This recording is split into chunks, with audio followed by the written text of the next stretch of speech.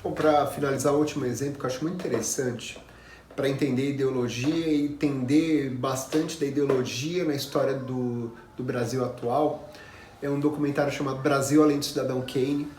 Brasil Além do Cidadão Kane é um documentário feito por uma equipe inglesa que gerou muito problema ali para muita gente ali, porque no primeiro momento tentaram esconder esse documentário de qualquer forma.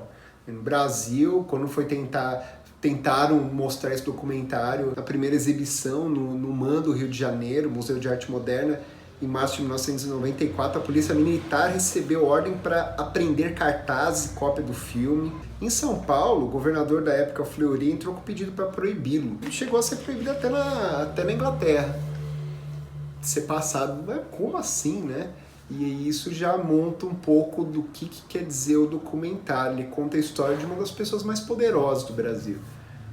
O Cidadão Kane brasileiro. O Cidadão Kane é um filme bem antigo, em preto e branco, que mostrava a história de um homem que era conhecido como Cidadão Kane, que através do seu jornal ele conseguia controlar a cabeça das pessoas da cidade inteira.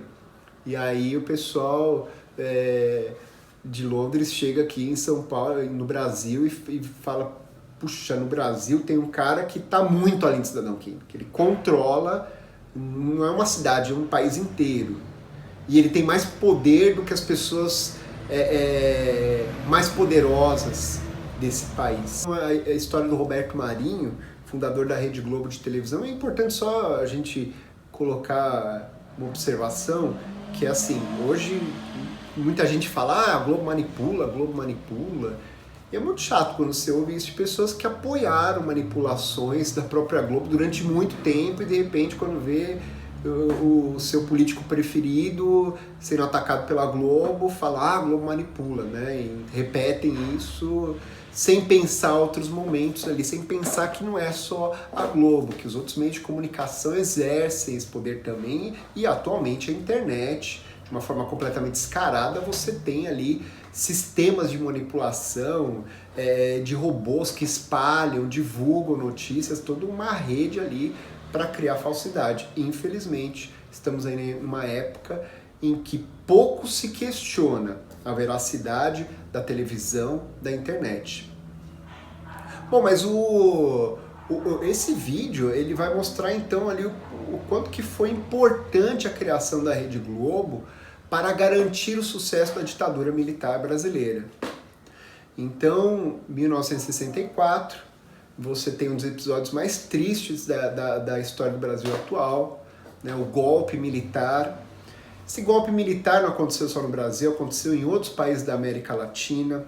E por trás de todos esses golpes, Estados Unidos, no meio da Guerra Fria, tentando garantir que a América fosse o seu território, que não houvesse mais uma revolução cubana, pelo menos aqui na América ela fosse soberana. Os americanos foram muito inteligentes, é isso que mostra esse documentário. Não basta apenas dar um golpe militar, as pessoas podem se revoltar. Né? Quando as pessoas entendem que estão passando por um golpe militar, elas se revoltam. Parece muito injusto tudo isso, tirar um governo democrático para colocar uma ditadura militar.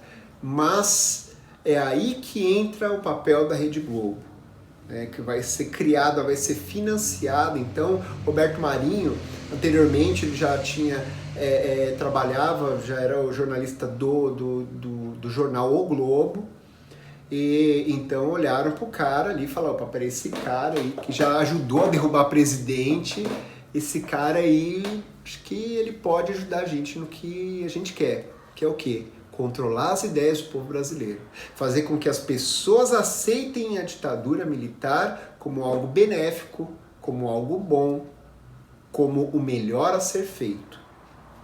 Então, esse vai ser o papel da Rede Globo. Ela vai ser, então, como mostra o documentário, vai ser financiado por um grupo chamado Time Life.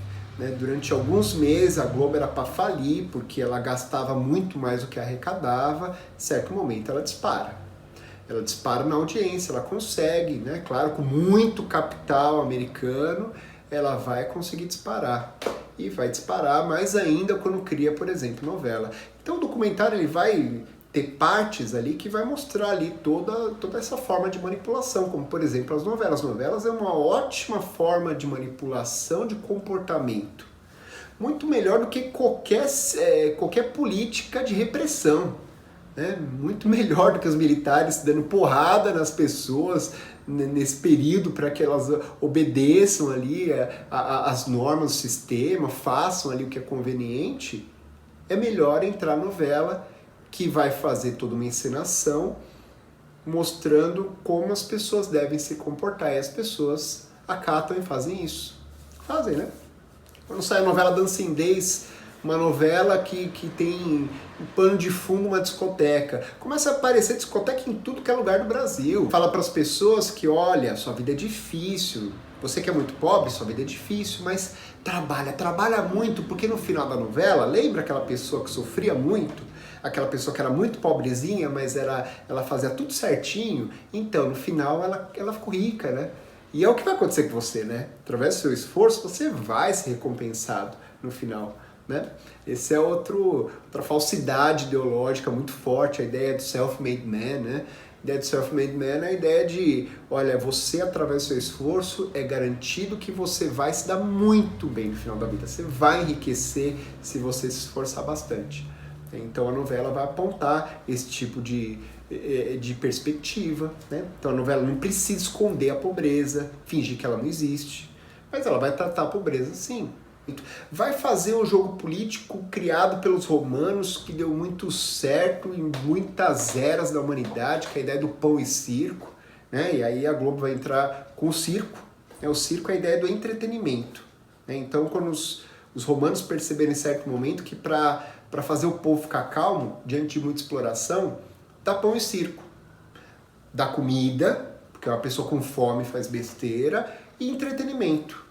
Entretenimento para as pessoas esquecerem dos seus problemas. Então, o cara, por mais explorado que seja, né, a criança, por mais pobre que seja, quando liga ali o programa infantil e ouve, ela esquece que ela não tem nem o que comer, né? Não, eu tô feliz, né? Tô feliz. O cara, por mais explorado que seja durante o dia, chega à noite ali, por mais difícil que tenha sido o seu dia, mais injusto, ele vai ligar a televisão, vai ver a novela, vai ver aquele personagem ali da novela, vai se projetar nele e pronto, muito melhor que qualquer calmante, qualquer chá para ele relaxar de tudo aquilo que ele passou naquele dia e estar pronto para um novo dia difícil.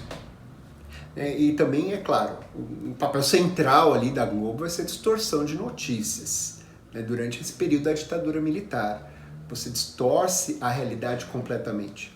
Até hoje, você pega pessoas que falam: nossa, era tão legal a época da ditadura militar porque não tinha corrupção. Que era proibido noticiar em primeiro lugar. Existia censura. Né? Você não pode falar mal de um político, não pode nem pensar falar mal de militar. Todos os meios de comunicação eram censurados. Se você pega ali edições de jornais grandes, você vai ver que aparecer receita de bolo na capa do jornal, por quê? Na primeira página. Por quê? Porque era censurado de madrugada, não tinha tempo de colocar qualquer coisa que aparece pela frente, porque tem que mandar para imprimir os jornais para sair nas bancas. Em poucas horas, joga uma receita de bolo. Então eram censurados. Agora, a Globo vai muito além disso. A Globo, ela não se deixa censurar, ela faz parte do poder.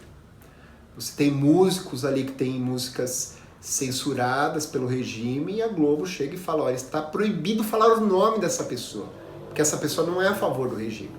No final, do documentário interessante que mostra as notícias, né? O prato cheio ali da ideologia. Você tem que manipular as notícias. Então, você tem 4 notícias que ficaram famosas ali por uma distorção total da realidade, como quando começa a surgir os movimentos sindicais no ABC paulista, né? Então o que a Globo vai fazer? Vai criar uma série de notícias para criminalizar esses movimentos sindicais. São pessoas que estão organizando a luta dos trabalhadores por melhores direitos? Não, vamos convencer a população que são criminosos, que são bandidos, que são baderneiros. No jornalismo justo, ele ouve os dois lados. Se eu estou ouvindo um lado só, aí existe manipulação. Uma segunda notícia mostra a eleição para governador no Rio de Janeiro, Brizola ali, uma ampla preferência da sociedade. e um candidato militar. E os militares queriam que esse candidato militar vencesse. Então planejaram roubar as urnas e mudar o resultado das eleições. O problema é, quando você tem um candidato que tem uma ampla preferência da população, é difícil chegar no final do resultado e falar, não, ele perdeu. As pessoas falam, pô, peraí, como assim, né? O que a Globo vai fazer? Vai mostrar o tempo todo dados distorcidos de pesquisas eleitorais que mostram sempre o Brizola perdendo. Né? A terceira notícia é bastante escandalosa quando você vê as imagens, que é na época das diretas já.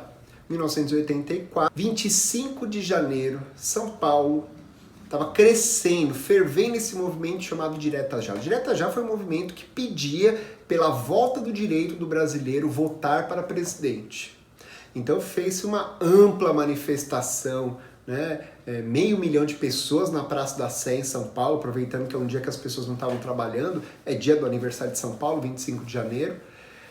E ali você tem um impasse, né, para a Globo. A Globo precisa defender os direitos, precisa defender os interesses do governo militar. Mas, por outro lado, também não dá para esconder 500 mil de pessoas embaixo do tapete. Você não pode ignorar essa notícia, porque as pessoas, naquela época, que não tinha internet, chegavam em casa, viam aquela multidão e falavam, eu quero saber no noticiário o que está acontecendo. Então, precisava falar daquilo. Mas como? Então, a notícia foi exatamente assim. Um dia de festa em São Paulo. A cidade comemorou seus 430 anos com mais de 500 solenidades. A maior foi um comício na Praça da Sé. São Paulo, 430 anos, 9 milhões de brasileiros vindos de todo o país. Cidade de trabalho, São Paulo fez feriado hoje para comemorar o aniversário. Foi também o aniversário de seu templo mais importante, a Catedral da Sé. De manhã, na missa, o cardeal arcebispo Dom Paulo Evaristo Arns lembrou o importante papel da Catedral da Sé nesses 30 anos em que ela vive no coração da cidade. A última notícia que mostra as eleições de 1989. E é interessante por quê? Porque já é um período que acabou a ditadura militar.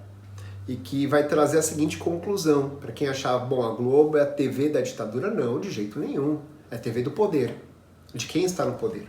Como outras faces do poder se levantaram nos dias de hoje. Mas ela está fazendo o jogo do poder, independente se é um regime democrático, se é uma ditadura militar, ela está onde é conveniente para estar no poder. No segundo turno das eleições, numa sexta-feira, as eleições finais, segundo turno, ia ser no domingo, os dois candidatos apresentavam ali um certo empate técnico. O que a Globo vai fazer? Ela vai fazer um último debate e no dia seguinte vai fazer uma edição totalmente manipuladora, que até a pessoa mais simples ali que é entrevistada no vídeo, ela percebe, não é possível, isso é manipulação descarada. Colocam 6 minutos dos melhores momentos do debate. Nesses 6 minutos, colocam os 2 minutos com os piores momentos do Lula, os 4 minutos com os melhores momentos do Collor, colocam depois uma pesquisa ali, que é feita pelo próprio instituto que faz a imagem do Collor, em que ele ganha em todos os requisitos, todas as perguntas. Foi uma eleição que a Globo ganhou. Em pleno período democrático, você consegue manipular as pessoas. Controlando as ideias de uma população, você controla ela.